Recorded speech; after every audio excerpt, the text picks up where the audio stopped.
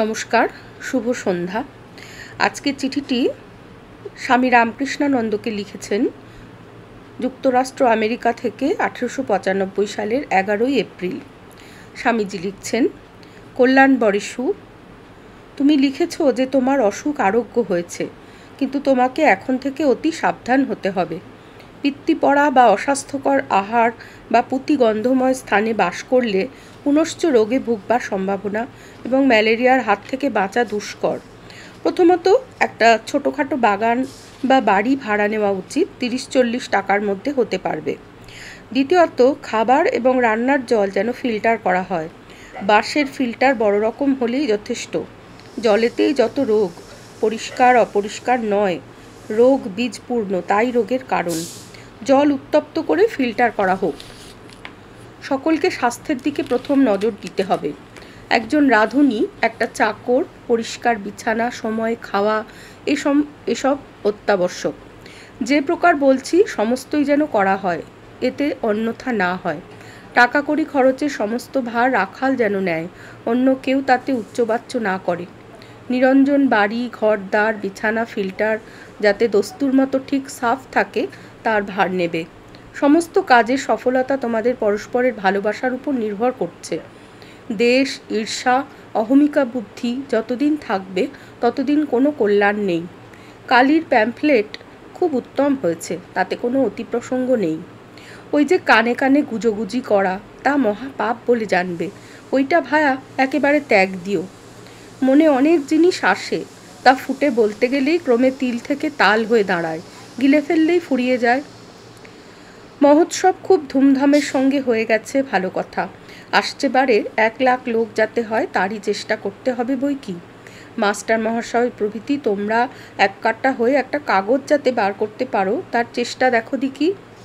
অনন্ত ধৈর্য, অনন্ত উদ্যোগ যার সহায়, সেই কার্যের সিদ্ধি হবে। পড়াশোনাটা বিশেষ করা চাই, বুঝলে শশী? মেলা মুখ্য ফুক্কু জড়ো করিসনি বাপু। 2-4টে মানুষের মতো এক কাট্টা কর দেখি। একটা মিউও যে শুনতে পাইনি। তোমরা মহোৎসবে তো লুচি সন্দেশ বাটলে, আর কতগুলো নিষ্কর্মার দল গান করলে। তোমরা কি স্পিরিচুয়াল ফুড দিলে তা তো শুনলাম না। তোদের যে পুরনো ভাব, নীল অ্যাডমিরারি, কেউ কিছুই জানে না ভাব। যতদিন না দূর হবে ততদিন তোরা কিছুই করতে পারবি নি, ততদিন তোদের সাহস হবে না। Bullies are always cowards. যারা লোককে তর্জন করে বেড়ায় তারা চিরকাল কাপুরুষ। সকলকে সিম্প্যাথির সঙ্গে গ্রহণ করবে, রামকৃষ্ণ পরমহংস মানুক নাই মানুক। বৃথা তর্ক করতে এলে ভদ্রতার সঙ্গে নিজে নিরস্ত হবে। মাস্টার মহাশয় কতদিন মুখে বোজলা দিয়ে থাকবেন? বোজলাতেই যে জন্ম গেল দেখছি। সকল মতের লোকের সঙ্গে সহানুভূতি প্রকাশ করবে। এই সকল মহৎ গুণ যখন তোমাদের মধ্যে আসবে তখন তোমরা মহা তেজে কাজ করতে পারবে, অন্যথা জয় গুরু ফুরু কিছুই চলবে না।